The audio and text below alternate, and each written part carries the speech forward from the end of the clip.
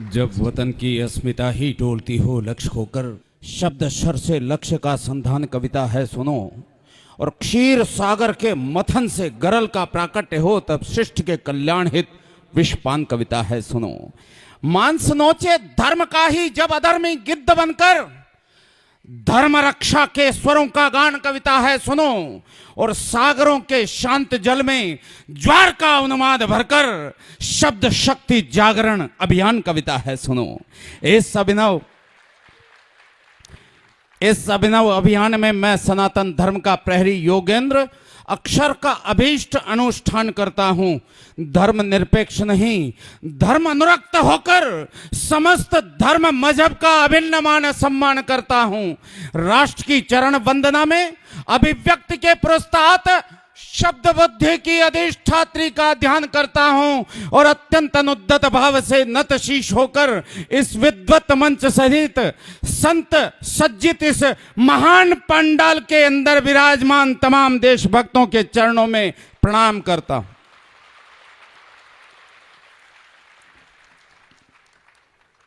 मेरी कविता शब्दों का सोलह श्रृंगार नहीं है, और मेरी कविता छंदों की मीठी रसधार नहीं है।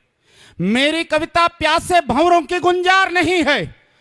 मेरी कविता प्यासे भंवरों की गुंजार नहीं है। और मेरी कविता सावन की मदहोश बहार नहीं है। मेरी कविता हंसी ठिठोली का व्यापार नहीं है। काव्य मंच की मर्यादा का कारोबार नहीं है। मेरी कविता सामंतों का वंदनहार नहीं है। और हंस वेश में जिस्म फरोशी का दरबार नहीं है। मेरी कविता ओज भरी भाषा के द्वार खड़ी है। भूषण दिनकर की ड्योढ़ी पर पहरेदार खड़ी है। मेरी कविता समझौतों की शर्तों से इनकार करेगी। अवरोधों की चट्टानों से टकराकर टंकार करेगी। मेरी कविता खुददारी से युद्धों को स्वीकार करेगी। कुरुक्षेत्र में कौरव दल का कुल संहार करेगी। मेरी कविता भ्रष्ट व्यवस्था का प्रतिकार करेगी। और मेरी कविता भारत मां की जय जयकार करेगी। जय जयकार करेगी। जय जयकार करेगी। जय जयकार करेगी। जय जयकार करेगी। जय जयकार करेगी। जय जयकार करेगी। जय जयकार करेगी। जय जयकार करेगी। जय जयकार करेगी।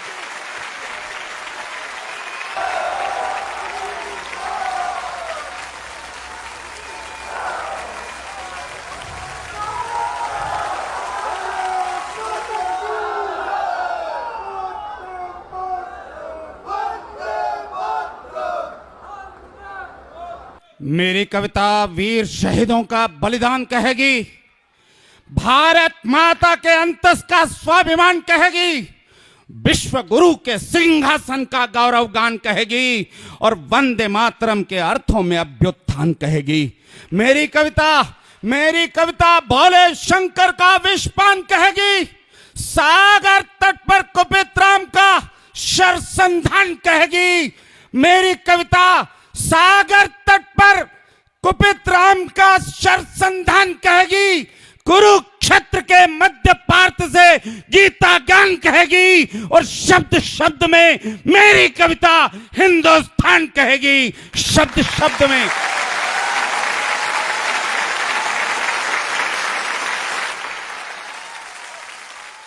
जब भी कोई जिक्र करेगा गो महिमा अनुष्ठान का, जब भी कोई जिक्र करेगा गो महिमा अनुष्ठान का, सबसे पहले नाम मिलेगा मेरे राजस्थान का।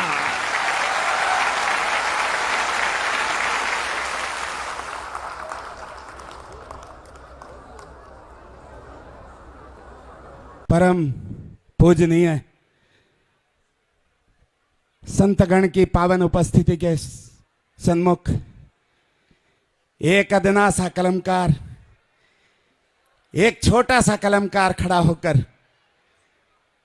राष्ट्र चेतना की बात इसलिए करना चाहता है कि आज हम ये जो अनुष्ठान कर रहे हैं ये इसलिए संभव हो सकता क्योंकि 36 डिग्री माइनस टेम्परेचर पर हमारे देश के योद्धा हिंदुस्तान की सरहद पर मुस्तैद खड़े हैं कि मेरी भारत माता को कोई आंच नहीं आनी चाहिए। ये जो लोग पीछे खड़े हैं, मैं उनसे आग्रह करता हूं, उनसे विनती करता हूं, ये मत सोचो कि क्या हालत होगी, ये मत सोचो कि बैठने से कपड़ों की हालत अजीब होगी, ये सोच कर बैठो कि इस बहाने भारत मां की मिट्टी नसीब होगी।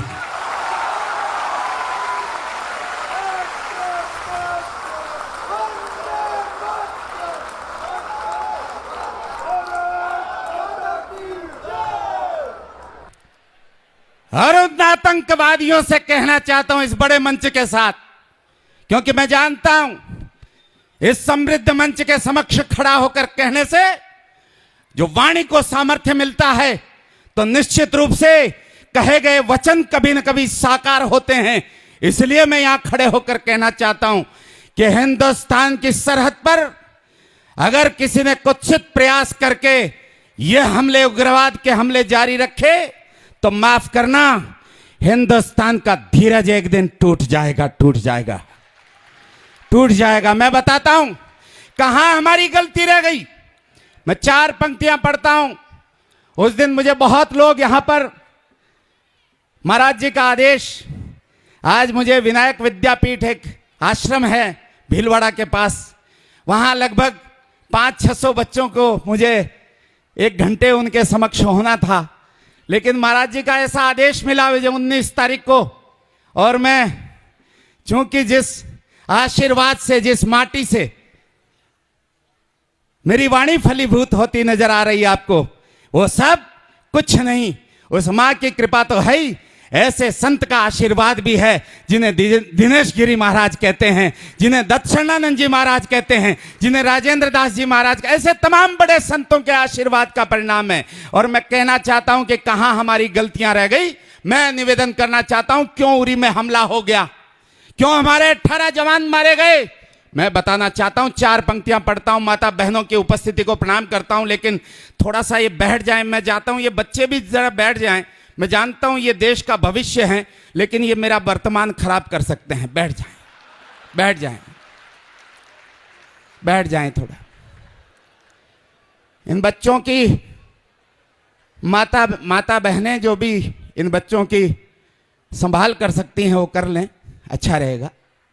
मैं 4 पंक्तियां आपके बीच पढ़ना चाहता हूं और चेतना देखना चाहता हूं इस महान तीर्थ पर, मेरे देशभक्त लोगों की चेतना देखना चाहता हूं। वैसे तो राजस्थान की धरती है जहां रोम रोम में वीरता का रस भरा हुआ है, लेकिन मैं चेतना देखना चाहता हूं। 4 पंक्तियां पढ़ता हूं आपके बीच, मुझे बताना कि कहीं मैंने सही आपके दिल की बात कह दी हो। ये उग्रवादी हमले रुकते क्यों नहीं, निवेदन करना चाहता हूं। अगर सियासी रंग न होता संविधान की वर्दी पर, अगर सियासी रंग न होता संविधान की वर्दी पर, तो आतंकी घटनाओं को कोई नादान नहीं करता। अगर सियासी रंग न होता संविधान की वर्दी पर, तो आतंकी घटनाओं को कोई नादान नहीं करता। और सही वक्त पर सरेआम अफजल को फांसी दी होती, तो मुंबई में घनघोर धमाके वो शैतान नहीं करता, नहीं करता, नहीं करता। बहुत हाथ खामोश रहे, मुझे अच्छा नहीं लगा। मैं 4 पंक्तियां पूरी करना चाहता हूं। मेरी बात से सहमति रखते हो? केवल वो वीर योद्धा अपने हाथ उठाए आकाश की फिजाओं में, बाकी कायरों की तालियां मुझे चाहिए भी नहीं। हाथ, मुझे निवेदन करता हूं 4 पंक्तियां पूरी पढ़ता हूं। ऐसी घनघोर तालियों की बरसात होनी चाहिए कि दिल्ली के कान के पर्दे फट जाएं, और कहीं दूर मेरे देश का सैनिक जब 30 डिग्री माइनस टेम्परेचर में अपनी राइफल लेके दुश्मन पर तान कर खड़ा हो, तो उस पर जमी हुई बर्फ पिघले और आपकी तालियों से पानी पानी होकर जमीन में खड़ी हो जाए। निवेदन करना चाहता हूं 4 पंक्तियां कि अगर सियासी रंग न होता संविधान की वर्दी पर, तो आतंकी घटनाओं को कोई नादान नहीं करता। सही वक्त पर सरेआम अफजल को फांसी दी होती, तो मुंबई में घनघोर धमाके वो शैतान नहीं करता। एक शीश के बदले में यदि 10 हमने काटे होते, तो रणवीरों का वतन व्यर्थ में फिर बलिदान नहीं करता। थोड़ा सा 4 पंक्तियां पूरी करता हूं, चौथी पंक्ति पूरी करता हूं। तमाम हाथ जितने लोग यहां पर बैठे हैं, केवल देशभक्त लोग, आकाश की फिजाओं में उठाना अपने हाथों को और तालियों के गड़गड़ाहट में तब्दील करना। एक शीश के बदले में यदि 10 हमने काटे होते तो रणवीरों का वतन व्यर्थ में फिर बलिदान नहीं करता, और 2-4 लफंगों की फांसी भी यदि लाल किले पर हो जाती तो उरी में घुसने की हिम्मत पाकिस्तान नहीं करता।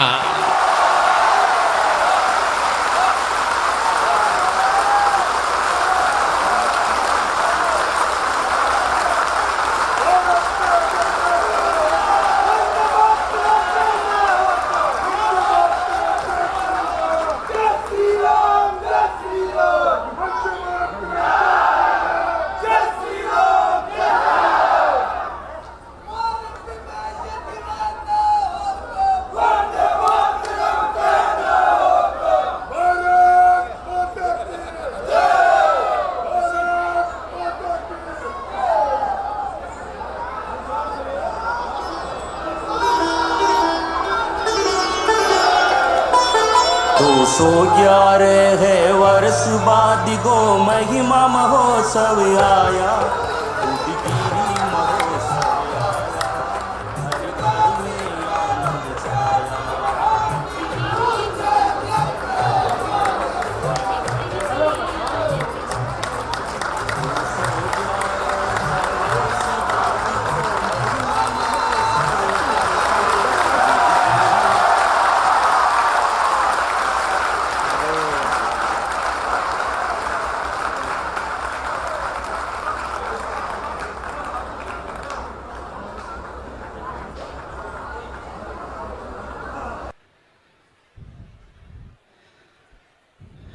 बड़े लोगों के प्रति मेरे पिता के दिए संस्कार कहते हैं कि भगवान को और संत को कभी तकलीफ अपनी तरफ से नहीं देनी चाहिए। इस संस्कार के नाते मैं नीचे गया था, लेकिन उन्हीं का आदेश हुआ कि मैं उनके आदेश की अवहेलना करना भी मेरे वश का नहीं। अध्यादेश होता संतों का आदेश। मैं पंक्तियां, कितने लोग इन पंक्तियों को वापस सुनना चाहते हैं? एक बार हाथ खड़ा कर दें। मुझे बताया महाराज जी ने दोबारा सुनानी है, लेकिन याद रखना मैं दोबारा ये पंक्तियां पढ़ता हूं और दोबारा पंक्तियां पढ़ूं, और जो तालियां आपने पहले बजाई आशीर्वाद की तालियां, वो तालियां वरदान बन जानी चाहिए। और ये वरदान इस बात की घोषणा करेगा कि आज के बाद इन पंक्तियों का पाठ हिंदुस्तान की किसी भी धरती पर जाकर करूंगा तो इतना ही आशीर्वाद मुझे मिलेगा जितना इस तीर्थ पर मुझे आपसे मिल रहा। मैं 4 पंक्तियां पढ़ता हूं, पुनः पढ़ता हूं कि अगर सियासी रंग न होता संविधान की वर्दी पर, कमजोर मत पड़ जाना, अगर सियासी रंग न होता संविधान की वर्दी पर तो आतंकी घटनाओं को कोई नादान नहीं करता, और सही वक्त पर सरेआम अफजल को फांसी दी होती तो मुंबई में घनघोर धमाके वो शैतान नहीं करता। एक शीश के बदले में, एक शीश के बदले में यदि 10 हमने काटे होते तो रणवीरों का वतन व्यर्थ में फिर बलिदान नहीं करता, और 2-4 लफंगों की फांसी भी यदि लाल किले पर हो जाती तो उरी में घुसने की हिम्मत पाकिस्तान नहीं करता। पाकिस्तान नहीं करता। पाकिस्तान नहीं करता। पाकिस्तान नहीं करता। पाकिस्तान नहीं करता।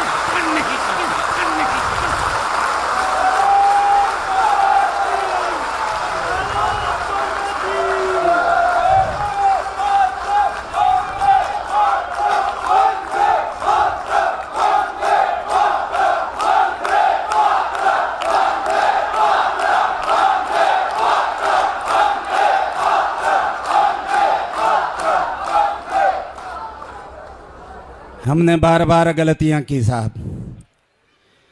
हमने गौरी को 17 बार माफ कर दिया। हमने 92,000 सैनिकों को माफ कर दिया कि घर चले जाओ। हमने करगिल में कह दिया उनसे कि जाओ, तुम्हें 3 दिन की मोहलत दी जाती है, घर चले जाओ। बार गलतियां की होंगी, इसका परिणाम हम भुगत रहे हैं। हम ये परिणाम और नहीं भुगतना चाहते।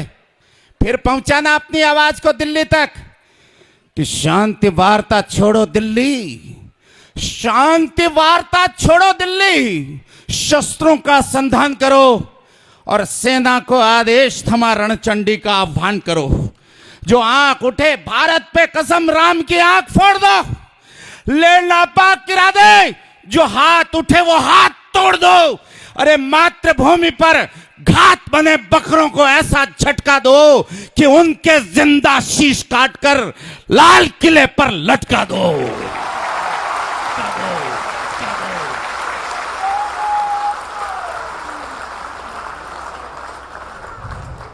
अब उठाना गलत जगह तालियां बजा दी। दो पंक्तियां पढ़ता हूं, इस दूसरी पंक्ति पर आता हूं। गांडी उठा लो अर्जुन। माता बहनों की उपस्थिति को प्रणाम करता हूं मैं।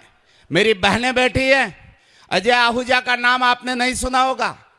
करगिल का वो महान योद्धा जो सबसे पहला शहीद कहलाया इस देश का, कोटा का रहने वाला, राजस्थान की धरती को गौरवान्वित करने वाला अजय आहूजा घर आया हुआ था छुट्टी पर।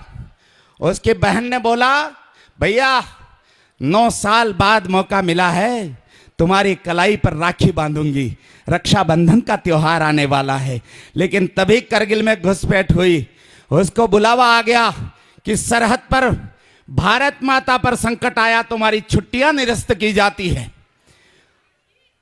उस भाई ने उस बहन से कहा, बहन 9 साल बाद मौका आया है, मैं ये बहाना कर लेता हूं कि मेरी तबीयत ठीक नहीं है, मेरे स्वास्थ्य में सुधार होने पर मैं हाजिर हो जाऊंगा। तब उस छोटी सी बहन ने कहा, 14-15 साल की बहन ने कहा, बड़े भैया राखी के त्योहार तो आए और चले गए और आते रहेंगे, भारत माता पर संकट आया है, मेरी मानो तो पहले मां के चरणों की रक्षा में तुमको सरहद पर जाना चाहिए।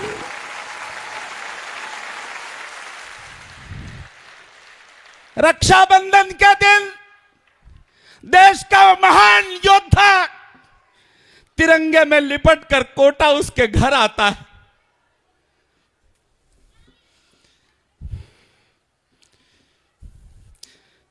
वो छोटी सी बहन राखी हाथ में लेकर उसके पार्थिव देह की तरफ प्रस्थान करती है।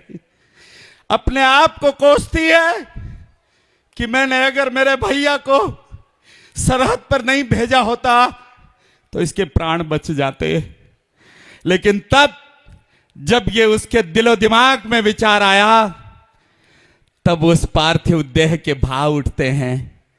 उस शव में से, उस पार्थिव देह में से आवाज आती है कि बहन अगर तू नहीं होती तो मैं देश का गद्दार कहलाता, देशभक्त नहीं कहलाता।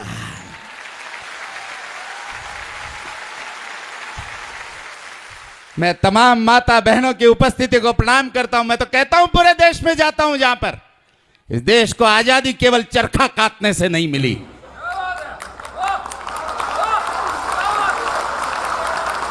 इस देश को आजादी केवल चरखा काटने से नहीं मिली।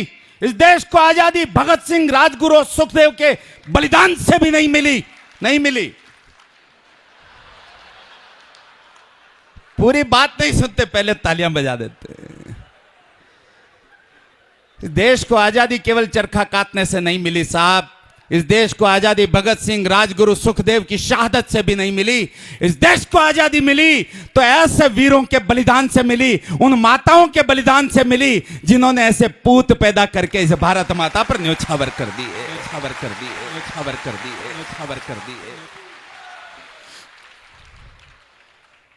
क्या विशेषता मेरी भारत माता की, मैं बताता हूं।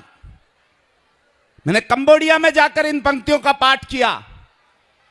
केवल 400-600 लोग बैठे थे भारतीय, और उन्होंने जब पहली पंक्ति को सुना, उन्होंने भारत माता की विशेषता को सुना, तमाम सदन पहली पंक्ति के बाद खड़ा होकर तालियों से आशीर्वाद दे रहा था। महाराज जी, मैं पहली पंक्ति से शुरुआत करता हूं, आपको लगेगा कि मैंने कहीं भारत माता की विशेषता का गुणगान कर दिया, भारत माता का अभिषेक मैंने तिलक लगाकर कर दिया, ऐसा आपको महसूस होने लगेगा। मैं पंक्तियां पढ़ता हूं। अनेक राष्ट्र हैं जिनके चरण सागर का जल पखारता होगा, लेकिन मेरी भारत माता के चरण जब सागर का जल पखारता है तो क्या विशेषता पैदा हो जाती है। तमाम देशभक्त लोग विराजमान हैं, पंक्तियां शुरू करता हूं।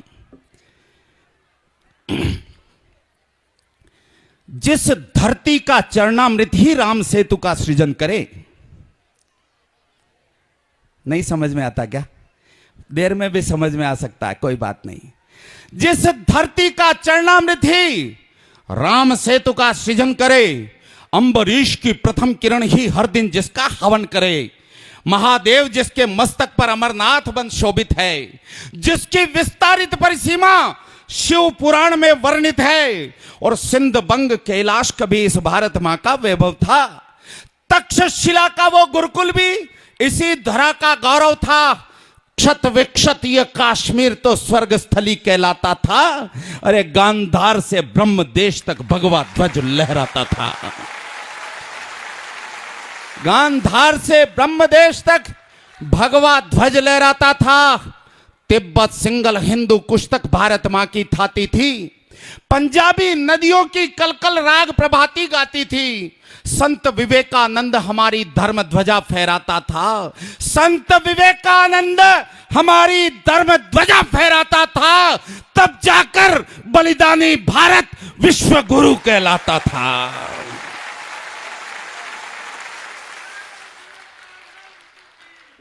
विश्व गुरु के बंटवारे की त्रास बड़ी दुखदाई है। जहर घोलने से नफरत की आग सुलगती आई है। शुभ्र ज्योत्सना मां की चुनरी सदा सिमटती आई है, और सिंधु देश की पावन धरती लगती आज पर आई है। सिंधु देश की पावन धरती, मेरी मां का चरित्र ये नहीं था कि आज मेरी मां को भारत माता कहूं, कल उसी का नाम बदलकर पाकिस्तान कर दूं, परसों उसी का नाम बदलकर मैं बांग्लादेश कर दूं। ये चरित्र मेरी मां का नहीं था। लेकिन पंक्तियां पढ़ता हूं। शुभ्र ज्योत्सना मां की चुनरी सदा सिमटती आई है। सिंधु देश की पावन धरती लगती आज पर आई है। सस्य श्यामला अचला को, सस्य श्यामला अचला को पर कोई काट नहीं सकता। अरे सस्य श्यामला धरती को पर कोई काट नहीं सकता। मन बंटता बेटों का, मां को कोई बांट नहीं सकता। बांट नहीं सकता, बांट नहीं सकता, बांट नहीं सकता, बांट नहीं सकता। हस्ती मिटती नहीं हमारी, ये समझाने निकला हूं। मैं भारत का सोया स्वाभिमान जगाने निकला हूं। थोड़ा सा ये जो हलचल होने लगी है, जिनको जाना है एक साथ उठकर चले जाएं। मैं जानता हूं कि हर कोई हजम नहीं कर पाता है, लेकिन मैं जानता ये भी हूं कि कितनी डोज देनी चाहिए। मैं बहुत देर के लिए आपके पास नहीं हूं। जितने लोग हलचल में हैं, ये देखो जोड़े से दोनों लोग जा रहे हैं।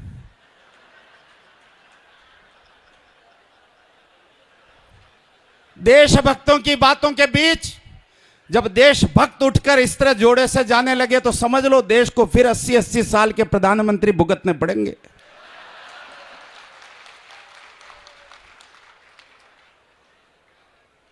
मैं पंक्तियां पढ़ता हूं। हाँ, जो सुनना चाहते हैं, हाँ मैं समझ गया आपकी बात। जो सुनना चाहते हैं एक बार जोरदार ताली बजाकर मुझे बताएं। हाँ। अंगारों के पथ पर भी हम कभी मौत से डरे नहीं। 100 घाव सहे सीने पर मरकर भी हम मरे नहीं। बारूदी चिंगारी क्या है, दावा नल से जले नहीं। और दीवारों में चिने गए पर धर्म युद्ध से टले नहीं। दीवारों में चिने गए पर धर्म युद्ध से टले नहीं। 2 बेटों को दीवार में जिंदा चिना जा रहा था। बड़े बेटे फतेह सिंह की आंख का आंसू टपका और जोरावर सिंह के कंधे पर गिरा। जोरावर सिंह ने कहा, बड़े भैया, जब धर्म के लिए शहादत का वक्त आया तो गुरु गोविंद सिंह की औलाद की आंख में आंसू, ये मैं क्या देख रहा हूं। भाई का जवाब सुन लेना और ताली बजाना। 10वें गुरु जिनकी वजह से आप हम सब यहां पर हिंदू के रूप में बैठे हैं। हां, मैं तो कहता हूं मंदिरों में हमारे यहां गुरु गोविंद सिंह और तेग बहादुर जी के चित्र भी लगाने चाहिए, जिससे यह पता लगे कि हिंदू की धरा पर हिंदू उपलब्ध है तो क्यों उपलब्ध है, इसके पीछे कारण क्या है। निवेदन करना चाहता हूं। तब बड़े भाई ने कहा, छोटे भैया, मेरी आंख से आंसू नहीं टपका, जब यह फैसला किया गया कि हमें दीवार में जिंदा चीना जाएगा, मेरी आंख से आंसू तब भी नहीं टपका जब दीवार घुटने तक आ गई और घुटने के यहां पर ईंट नहीं लग पा रही थी, तो ईंट को तोड़ने के बजाय तुम्हारे घुटनों को छीला जा रहा था, तब मेरी आंख से आंसू नहीं टपका। लेकिन जब मैं देख रहा हूं कि दीवार कंधे तक आ चुकी है और मुझे लग रहा है कि मुझसे पहले तुम शहीद होने जा रहे हो, मुझे तुम्हारी शहादत के दर्शन करने पर विवश होना पड़ रहा है। जबकि इस धरती पर पहला कदम मैंने रखा, पहली सांस मैंने ली, पहला कदम मैंने रखा, पहली सांस मैंने ली, यह अधिकार तो मेरा बनता था कि तुम मेरी शहादत के दर्शन करते।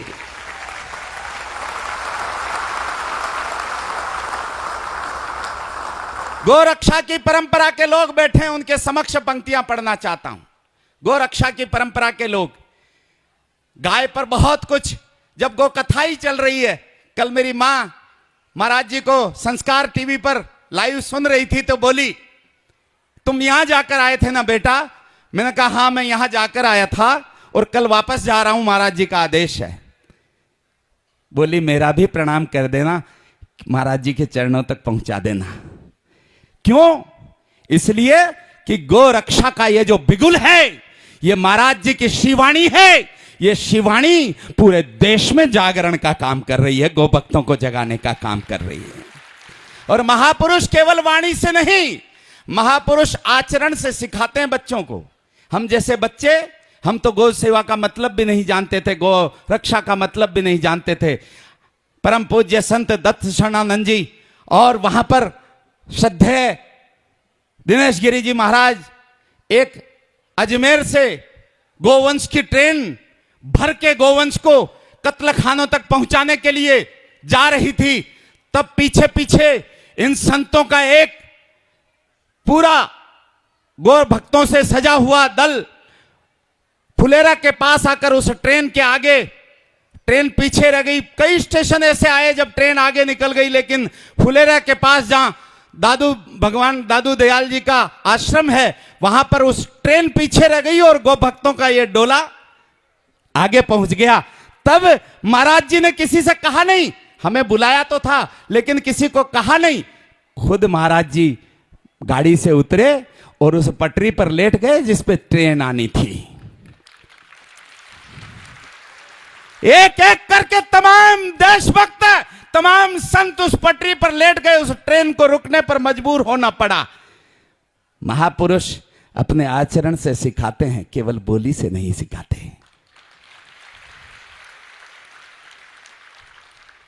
कुछ पंक्तियां और पढ़ता हूं। होड़ मचेगी फिर भारत के बेटों में बलिदान की, फिर शोणित से लिखनी होगी गाथा हिंदुस्तान की। उठो हिंद के वीर, वतन की किलकारी में जोश भरो। उठो हिंद के वीर, उठो हिंद के वीर, वतन की किलकारी में जोश भरो। हाथ उठाकर मुट्ठी तानो, भारत का जय घोष करो। हाथ उठाकर मुट्ठी तानो, भारत का जय घोष करो। का जय घोष करो, का जय घोष करो, का जय घोष करो, का जय घोष करो, का जय घोष करो, का जय घोष करो, का जय घोष। कमजोर जयकार मत करना मेरे भाई, एक ध्यान रख लेना। गुरु की जयकार और भारत मां की जयकार जब भी निकले, नाभि तंत्र से निकले और उसकी आवाज ब्रह्मांड के एक भी हिस्सा ऐसा नहीं होना चाहिए जहां तक आपकी जयकार की आवाज न पहुंचे। एक बार नाभि तंत्र से उद्धृत ऐसी आवाज को इस फिजाओं में घोल देना जिससे पता लगे कि यहां एक फतेहपुर एक ऐसा धाम है जहां पर बुद्धगिरी जी महाराज की मंडी है और वहां से भारत मां की जयकार बोली जा रही है। बोलिए मेरे साथ, भारत माता की। मत लगाना कमजोर जयकार, मैंने पहले भी कहा, पूरा उद्घोष होना चाहिए। बोलिए भारत माता की।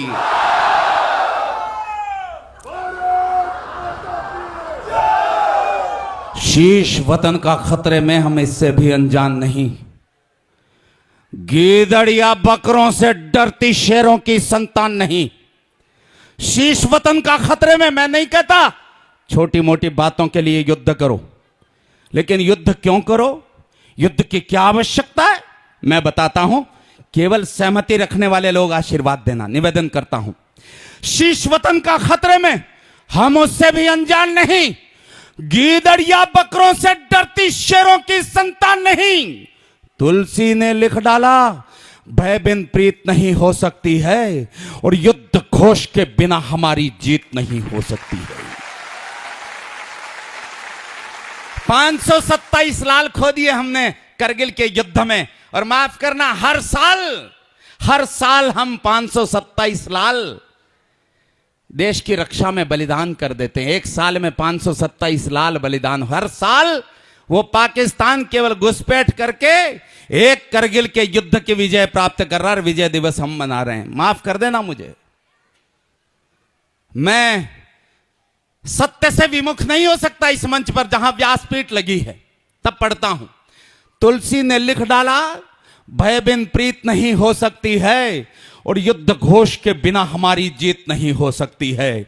युद्ध ठान कर सीमाओं पर कदम बढ़ाना ही होगा।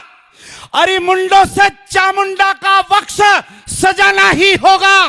जिस दिन भारत गीदड़ बकरे की मुंडी काटेगा, जिस दिन भारत गीदड़ बकरे की मुंडी काटेगा, पाक, चीन क्या अमेरिका भारत के तलवे चाटेगा, चाटेगा, चाटेगा।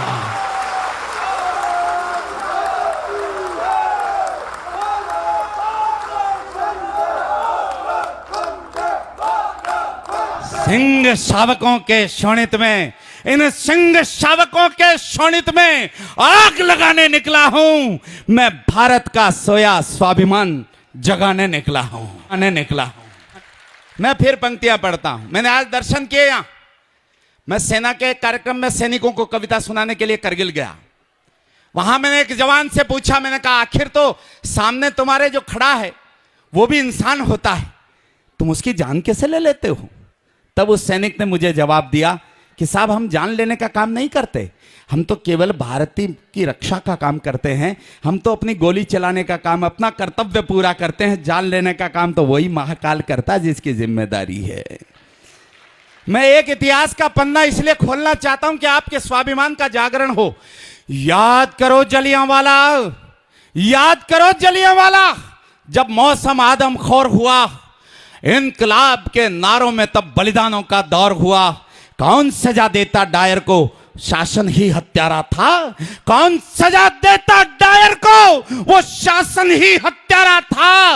उधम सिंह ने उस कायर को लंदन जाकर मारा था। उधम सिंह ने उसी देश की तरुणाई का सोया स्वाभिमान उठो। हे नरसिंह सपूतों, फिर से सारा हिंदुस्तान उठो। उठो, दक्ष के महायज्ञ में माता का अपमान उठो। नागपाश के बंधन में है महावीर हनुमान उठो। धृतराष्ट्र की राजसभा में अधमों का गुणगान उठो। उठो, शकुनी की करतूतों से घायल हिंदुस्तान उठो। महादेव, महाभूत, महेश्वर, महारुद्र, महाकाल उठो। मृत्युंजय, मृदु महालिंग, हे महाग्रीव, महाज्वाल उठो। नर्तक निर्मम नीलकंठ, हे प्रलयंकर पंचाल उठो। कंकाल माली काल कंठ, विष्कंठ कंठे काल उठो। उठो, हिमाद्री तुंग शिखर की तुमुल घोष ललकार उठो। कुरुक्षेत्र के कण कण में अब शब्द वेद टंकार उठो। हल्दी घाटी रण प्रांगण में राणा की होंकार उठो। और काली दुर्गा रणचंडी बन झांसी की तलवार उठो, तलवार उठो, तलवार उठो, तलवार उठो, तलवार उठो, तलवार उठो, तलवार उठो। इस विप्लव के सागर में, इस विप्लव के सागर में तूफान उठाने निकला हूं। मैं भारत का सोया स्वाभिमान जगाने निकला हूं, जगाने निकला हूं, जगाने निकला हूं, जगाने निकला हूं, जगाने निकला हूं। अब मुझे जिस कविता का आदेश हुआ है, एक कविता, ये पंक्तियां केवल आपसे जुड़ाने के लिए थी। इसमें कविता कहीं नहीं थी। ये आक्रोश की पंक्तियां थी, इसमें कविता नहीं थी। सोने वाली चिड़िया के हम पंख नहीं झड़ने देंगे। मिट जाएंगे लेकिन इसका मान नहीं घटने देंगे। मस्तक भारत माता का हम कभी नहीं कटने देंगे।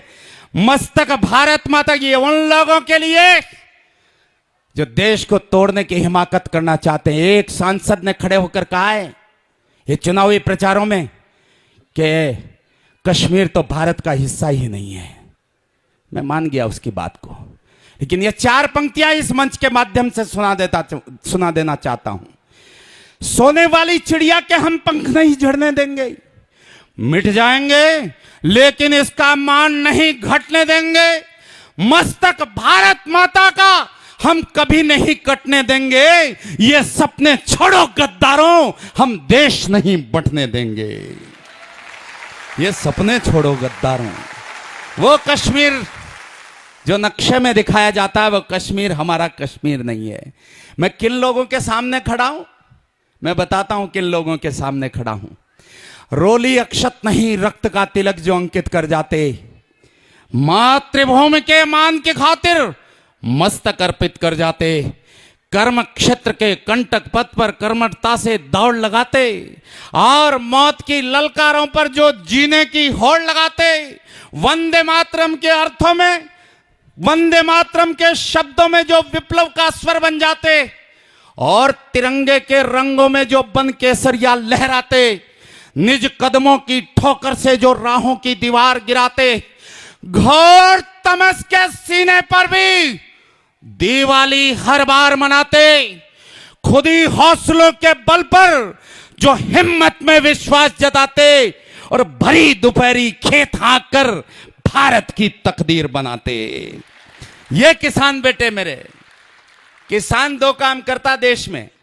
एक काम करता है ये उदर पूर्ति का काम मेरे देश का किसान करता है। अगर किसान नहीं चाहे तो सुबह शाम अन्नपूर्णा कुछ नहीं कर पाएगी। और दूसरा काम देश की रक्षा का काम, देश की रक्षा का काम भी किसान करता है। किसान गांव में से अपने बेटे वहां सरहद पर भेजता है। मैंने वहां 600 के 650 के सदन पे पूछा, जितने सैनिक बैठे थे उनसे पूछा, मैंने कहा कौन सा ऐसा एक सैनिक हाथ खड़ा करे जो गांव से नहीं आया हो। एक भी हाथ खड़ा नहीं हुआ, एक भी हाथ। कौन सा ऐसा परिवार है जो किसान परिवार नहीं है, कोई हाथ खड़ा करे? एक भी हाथ खड़ा नहीं हुआ। तब पंक्ति पढ़ता हूं कि जागो फिर से करें वंदना धरती के भगवान की, जिसका शब्द शब्द बन जाए झांकी हिंदुस्तान की, जिसका शब्द शब्द बन जाए झांकी हिंदुस्तान की। कोई कैसे रोक सकेगा अश्वगति रश्मि रथ की? सूर्य रश्मियां कब रुकती है घन के घोर विरोधों से? तूफानों का वेग थमा कब तिनकों के अवरोधों से? दावानल कब शांत हुए हैं सावन की बौछारों से? और रणवीरों के कदम थमे कब बरछी तीर कटारों से? कोई कैसे रोक सकेगा अश्वगति रश्मि रथ की? इतिहासों के आवरणों में चित्रकथा अग्निपथ की, महासागर की व्योम चूमती लहरों का उत्कट नारा, अरे शिखर से टक्कर लेता उन्मादी उत्कर्ष हमारा, ज्वालमुखी से अविरल बहती लावे की रक्तिम धारा, और हिंद के कोटि कोटि कंठों से गुंजित जयकारा। जागो फिर जयकार करें हम धरती पुत्र किसान की, जिसका शब्द शब्द बन जाए झांकी हिंदुस्तान की। हिंदुस्तान और हमने प्राण प्रतिज्ञा लेकर फिर केसरिया वेश चुना है। कौन लोग हैं ये? हमने प्राण प्रतिज्ञा लेकर फिर केसरिया वेश चुना है। कुरुक्षेत्र के मध्य कृष्ण से गीता का उपदेश सुना है। भारत मां की झरझर बहती ममता का संदेश सुना है और खून के बदले आजादी का अमर क्रांति आदेश सुना है। अरवट के अगणित अंबारों में अंगारों का ढेर तो होगा। सुनना, ये अरवट कहते हैं राख को। ये जो राख हो जाती है ना जलने के बाद, इसको कहते हैं अरवट। अरवट के अगणित अंबारों में अंगारों का ढेर तो होगा। अरे सियारों की बस्ती में कोई बब्बर शेर तो होगा। वीर शिवाजी, पृथ्वीराज, राणा प्रताप रणधीर तो होगा। 100 करोड़ की भीड़ में कोई भगत सिंह सा वीर तो होगा। माता भूमि पुत्रो हम ही गीता जिसके ज्ञान की, उसके स्वेद कणों से गीली आंखें हैं भगवान की। जय जवान है, जय किसान है, परिभाषा उत्थान की, जिसका शब्द शब्द बन जाए झांकी हिंदुस्तान की। स्थान की। अब महाराज जी मैं वो कविता सुना देता हूं जिसके लिए मुझे आपने दोबारा मुझे यहां बुलाया। मैं आज्ञा चाहता हूं, क्योंकि बहुत ज्यादा लोगों को बैठना यहाँ संभव नहीं हो पाएगा। दिन भर अपने कार्यक्रम चलते थक जाते हैं। तो मैं 5-7 मिनट में, 8 मिनट में एक छोटी सी कविता आपके बीच रख के अपनी वाणी को विराम देना चाहता हूं। भाई साहब पधार गए, मधु जी बहुत, आप दिन भर आज जयपुर थे, पधार गए, बड़ी कृपा है। मैं उस कश्मीर की स्थिति आपको बता रहा था जिसका 54% भाग विदेशियों के कब्जे में है। 81,000 वर्ग किलोमीटर का क्षेत्र आज पाकिस्तान के कब्जे में है। 43,000 वर्ग किलोमीटर का क्षेत्र चीन के कब्जे में है। 2 बार यह प्रस्ताव दोनों सदनों में पारित किए गए। 2 बार यह प्रस्ताव पारित किए गए कि हम हमारा भूभाग वापस लेकर रहेंगे, लेकिन स्वाभिमान की यह भाषा न जाने कितनी सरकारें आई और चली गई, कभी इस भाषा को अमली जामा नहीं पहनाया गया। तब एक छोटी कलम एक बड़े मंच पर खड़ा होकर मैं आपसे निवेदन करना चाहता हूं और आपके माध्यम से, क्योंकि जब तक राष्ट्र के देशभक्तों में जागृति नहीं आएगी, मेरे देश की भूमि वापस भारत में नहीं आएगी, माफ करना। और मेरा अभियान है, यह मेरी शपथ है कि जब तक हमारा देश कश्मीर की भूमि को वापस इस भारत माता के अंग में नहीं मिला सकता, तब तक मैं इस कविता का पाठ करता रहूंगा, जब तक इस जान में एक भी खून का कतरा बाकी रहेगा।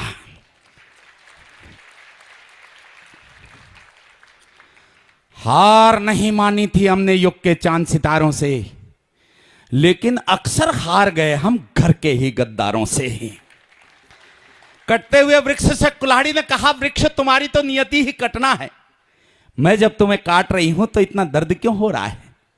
वृक्ष ने कहा, कुल्हाड़ी मेरे ही वंश का अंश जब मेरे विध्वंस का कारण बन गया हो और यह दंश मुझे मेरी छाती पर झेलना पड़ रहा हो तो दर्द होना स्वाभाविक है। ये जो हत्ता तुम्हारा साथ दे रहा है, ये मेरे कुल की औलाद है। हार नहीं मानी थी हमने युग के चांद सितारों से। कैसे घुस जाते हैं ये लोग, मजाक नहीं है। कहीं न कहीं हमारे गद्दारों का संरक्षण, कहीं न कहीं हमारे जयचंदों का संरक्षण रहा होगा। पंक्तियां सुनिएगा। हार नहीं मानी थी हमने युग के चांद सितारों से, लेकिन अक्सर हार गए हम घर के ही गद्दारों से। इसीलिए 2 मुल्क हमारी धरा दबाए बैठे हैं, सैनिक योद्धा निज पौरुष की त्वरा दबाए बैठे हैं। बाल भारती मां का है ये बस केवल कश्मीर नहीं, स्वाभिमान की स्वर्गधरा है, असुरों की जागीर नहीं। जहां मुखर्जी का बलिदानी घोष गूंजता नारों में, अरे ब्रिगेडियर उस्मान दफन है घाटी के गलियारों में। सारी कौम कलंकित नहीं है साहब, कलंक तो इसलिए लगता है कि कुछ लोग गद्दारी करते हैं। ब्रिगेडियर उस्मान, जिन्हें 1947 के बंटवारे के वक्त जिन्ना ने कहा, एक ब्रिगेडियर था केवल, लेकिन योद्धा बहुत महान था। उसमें उसी प्रकार की खुशबू आती थी जैसे महाराणा प्रताप के सेनापति सूर में आती थी, ऐसी ही खुशबू उसमें आती थी। तब उसने कहा कि तुम पाकिस्तान आ जाओ, मैं तुम्हें पाकिस्तान का सेना प्रमुख बना दूंगा। लेकिन उस महान देशभक्त उस्मान ने कहा कि मैं जब तक जीऊंगा तब तक इस गंगा का आचमन करूंगा और भारत माता की रक्षा में अपने प्राण न्यौछावर करूंगा। 48 के युद्ध में वो उस्मान चला गया। मैं तब उसकी पंक्ति को इतनी बड़ी कविता में स्थान देना चाहता हूं। ब्रिगेडियर उस्मान दफन है घाटी के गलियारों में, जिस धरती पर लौह पुरुष की गौरव गाथा अंकित है और खंड खंड भूखंड जोड़कर भारत माता अंकित है। पाक चीन के व्यतिक्रम वाला, पाक चीन के व्यतिक्रम वाला वो कश्मीर हमारा है और भारत मां का मस्तक हमको प्राणों से भी प्यारा है, प्यारा है, प्यारा है, प्यारा है। उजियारे की उत्कंठा थी हर दीपक हर बाती में, कितने घाव किए हमने ही भारत मां की छाती में। क्यों आखिर नेतृत्व देश का समझौतों में हार गया, कितने गाफिल निकले हम वो घर में घुसकर मार गया। कायरता की कालिख पोती वीरों के बलिदानों पर, कितने शूल सजाए हमने फूलों के गुलदानों पर। अरे कुल्हाड़ी मारी हमने खुद अपने ही पांव पर, अरे कुल्हाड़ी मारी हमने खुद अपने ही पांव पर, लाल बहादुर खोया हमने ताशकंद के भाव पर। जिस डाली पर बैठे थे हम उसको खुद ही काट लिया, और नेहरू जिन्ना बनकर हमने भारत माँ को बांट, भारत माँ को बांट, भारत माँ को बांट, भारत माँ को बांट, भारत माँ को बांट। आजादी की तस्वीरों में लाल लहू की धारा है, आजादी की तस्वीरों में लाल लहू की धारा है, और भारत माँ का मस्तक हमको प्राणों से भी प्यारा, प्राणों से भी प्यारा, प्राणों से भी।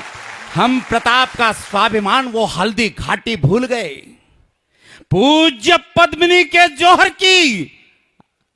आजकल तो ये कुछ फिल्मकार के नाम पर धब्बे पद्मिनी के जौहर को कटघरे में खड़ा कर रहे हैं, पद्मिनी जैसी वीरांगना पर दाग लगाने की कोशिश कर रहे हैं। माफ करना, ऐसी ताली बजाना कि साला उन तक भी पहुंचे। निवेदन करता हूं, पंक्तियां पढ़ता हूं, पहले पंक्तियां सुन लो। पूज्य पद्मिनी के जौहर की वो परिपाटी भूल गए, भूल गए हम कृष्णचंद्र ने वैशी कंस मिटा डाला, रामचंद्र ने रक्ष कुलों का पूरा वंश मिटा डाला। अरे 5 गांव की खातिर हमने महाभारत कर डाला था, 5 गांव की खातिर हमने महाभारत कर डाला था, 5 गांव की खातिर हमने महाभारत कर डाला था। कुरुक्षेत्र के युद्ध स्थल को शोणित से भर डाला था। अरे छक्के छूट गए अकबर के राणा की होंकारों से, अंग्रेजों को धूल चटा दी झांसी की तलवारों से, जलियांवाला बाग सरीखे बलिदानों को भूल गए। याद करो, याद करो, याद करो, हम हंसते हंसते फांसी पर भी झूल गए, झूल गए। तुंग हिमालय की गोदी ने अपना लहू पुकारा है, भारत मां का मस्तक हमको प्राणों से भी प्यारा है। कभी गुलामी की जंजीरें, कभी गुलामी की जंजीरें, कभी घात प्रतिघात सहे, कभी गुलामी की जंजीरें, कभी घात प्रतिघात सहे, कभी गुलामी की जंजीरें, कभी घात। पे एक बात याद आ गई, मैं बताना चाहता हूं। 2 सैनिकों के मस्तक काटे गए थे। एक सैनिक का मस्तक, हेमराज का मस्तक लौटकर आज तक हिंदुस्तान नहीं आया। वो मां 5 दिन तक अनशन करती रही। दिल्ली की तत्कालीन सरकार की भाषा तो यह होनी चाहिए थी कि 5 दिन नहीं, 24 घंटे के अंदर यदि हेमराज का मस्तक भारत में नहीं आता है तो 24 घंटे के बाद पाकिस्तान को तहस नहस कर दिया जाएगा। माफ करना, यह भाषा नहीं बोली गई। वो मां 5 दिन तक अनशन करती रही। एक पत्रकार ने पूछ लिया उस मां से कि मां, जब तुमने अपने बेटे के प्राण देश पर न्यौछावर कर दिए, फिर क्या आवश्यकता है, तुम अनशन करती हो, क्या करोगे उसके मस्तक को प्राप्त करके? मां बोली, बेटा मैं जानती हूं कि जिस दिन मैंने सेना में भर्ती कराया था, मेरे बेटे के प्राण मैंने देश पर न्यौछावर कर दिए, लेकिन आखिर तो उसकी मां हूं। इस कोख में मैंने 9 महीने तक उसका पालन पोषण किया है, क्या उसके अंतिम दर्शन का अधिकार एक मां को नहीं मिलेगा? पत्रकार जिद्दी था। पत्रकार ने कहा कि अगर तुम्हें मस्तक मिल गया तो क्या करोगी मां? मां ने कहा, बेटा मेरे बेटे का मस्तक मैं मेरे लिए नहीं चाहती थी, मैं तो ये देखना चाहती थी कि देश के दुश्मन जब सामने खड़े थे तो उसकी भ्रुकुटी का तनाव कैसा था। देश के दुश्मन जब सामने खड़े थे, देश के दुश्मन जब सामने खड़े थे तो उसकी भ्रुकुटी का तनाव कैसा था, उसके जबड़ों की कसावट कैसी थी, उसकी आंखों में उतरे हुए खून की लालिमा कैसी थी, और स्वाभिमान की रेखाएं उसके मस्तक पर कैसी दैदीप्यमान हो रही थी। अपने नन्हे 6 वर्ष के पोते को बताना चाहती थी कि देश के दुश्मन जब सामने खड़े हों तो देशभक्तों के चेहरे की भाव भंगिमा कैसी होनी चाहिए। कभी गुलामी की जंजीरें, कभी घात प्रतिघात सहे, एक सदी के कालखंड में बेशक झंझावात सहे, अवरोधों ने रुद्ध किया पर कदम हार कर रुके नहीं। इंच इंच कट गए युद्ध में, शीश हमारे झुके नहीं। हमने पर्वत चीर दिए थे नाखूनों की धारों से, और नील गगन गुंजाया हमने भारत के जयकारों से। कदम कदम पर भारत मां की गर्वित अमर कहानी है। मत भूलो प्रणवीर प्रतिज्ञा जो संसद में ठानी है। सूर्य वंश की ज्वालाओं में जागी जबर जवानी है और समझौतों में हार गए वो धरती वापस लानी है। समझौतों में हार गई वो धरती वापस लानी है। कश्मीर के जर्रे जर्रे पर अधिकार हमारा है और भारत मां का मस्तक हमको प्राणों से भी प्यारा है। क्यों युद्ध करो? और मैं किनसे कहता हूं युद्ध करने की? मैं उनसे नहीं कहता जो हमारे सैनिकों के हाथ बांध दिया करते थे। यहाँ चुरू है पास में, यहाँ पर एक सैनिक शहीद हुए इंद्र सिंह। मैं अपने 2 कवि मित्रों के साथ वहां उनके घर गया, उनकी मां से मिला, उनके बच्चों से मिला। 5 दिन बाद मैं उनके घर पहुंचा। 5 दिन बाद भी उस मां के आंसू सूखे नहीं थे। मैंने उस मां से कहा, मां जब तुम्हारा बेटा शहीद हो गया तुम्हारी छाती तो भूल जानी चाहिए थी मां, तुम रोती हो? उस मां ने कहा, बेटा 1.5 महीने पहले मेरा बेटा घर आया था और उसने ये बताया था कि देश के सैनिक को देश की सरहद पर मरना क्यों पड़ता है। उसने जो उद्गार कहे, महाराज जी आप तक पहुंचाता हूं, एक मां के उद्गार पहुंचाना चाहता हूं। मातृभूमि की खातिर मृत्यु उत्सव है अवसाद नहीं, देश के खातिर लहू बहाना वीरों का अपराध नहीं। ज्वार उठा था शोणित में पर सपने चकनाचूर हुए। ज्वार उठा था शोणित में पर सपने चकनाचूर हुए और सिंहासन की नामर्दी से हम मरने पर मजबूर हुए।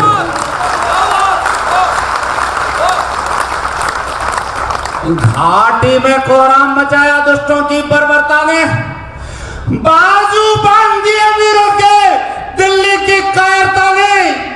आजादी हमको देते, आजादी हमको देते तो कब्रिस्तान वही होता और सौगंध राम की दुनिया में फिर पाकिस्तान नहीं होता।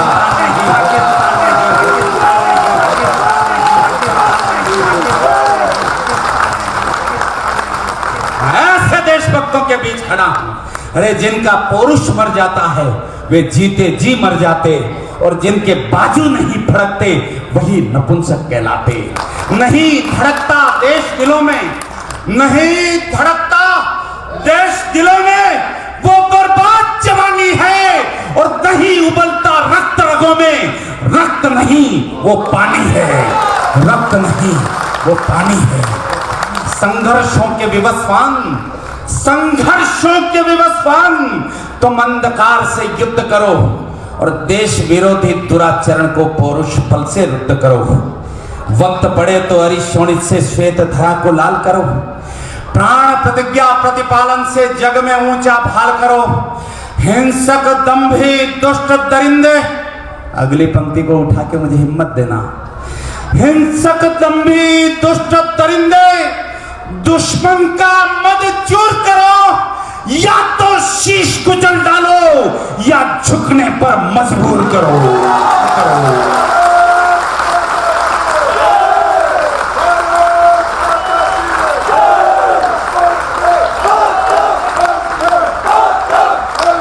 या तो शीश कुचल डालो या झुकने पर मजबूर करो।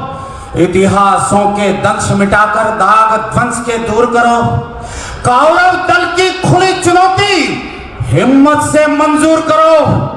कुरुक्षेत्र के कृष्ण पार्थ में पौरुष का संचार करो और चक्र सुदर्शन धारण करके अरिदल का संहार करो। अब धीरज का धारण किया। या फिर मैं आपसे एक विनती करता हूं, वो लोग हाथ को बांध के नीचे रख लेना जो मेरी बात से असहमति रखते हो। ताकत से अपने हाथों को बांध के, मुट्ठी बांध के नीचे रखना, जमीन पर टिका लेना। एक भी ताली नहीं चाहिए मुझे कायर लोगों की, माफ करना मुझे। कायर लोगों की तालियों से कविता कलंकित हो जाती है, इसलिए माफ कर देना। केवल वीर लोग, देशभक्त लोग जो मेरी बात से सहमति रखते हो, हाथ उठाना निवेदन करता हूं। कुरुक्षेत्र के कृष्ण पार्थ में पौरुष का संचार करो। कुरुक्षेत्र के कृष्ण पार्थ में पौरुष का संचार करो।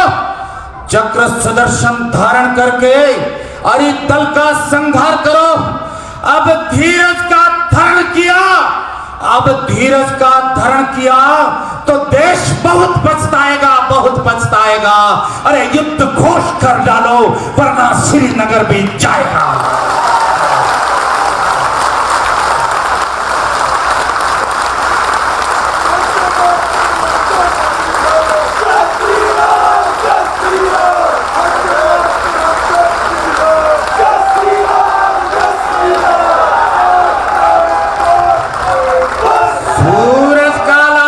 समर्पण हमको नहीं गवारा है, सूरज का लाचार समर्पण हमको नहीं गवारा है। देश चरण में मस्तक अर्पण दृढ़ संकल्प हमारा है।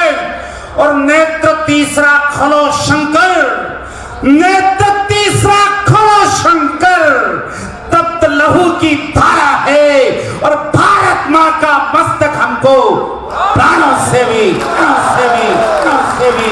जोर से बोलना है एक बार। भारत मां का मस्तक हमको, भारत मां का मस्तक हमको, भारत मां का मस्तक हमको। मुझको बुझाने के लिए है आंधियां घनघोर पर, आंधियों में भी सदा जलता रहूंगा। तेज धारे भी बहाने के लिए आविष्ट तत्पर, धार के विपरीत भी बढ़ता रहूंगा। है करोड़ों सूर्य लेकिन फैसला मेरा निरंतर, है करोड़ों सूर्य लेकिन फैसला मेरा निरंतर। दीप हूं आलोक का संकल्प लेकर, मैं तमस्वी बस्तियों की छातियों पर पांव धरकर अंधकारों से सदा लड़ता रहूंगा, अंधकारों से सदा लड़ता रहूंगा, अंधकारों से सदा लड़ता रहूंगा। एक बार मेरी तबीयत खुश हो जाएगी, बोलिए गौ माता की।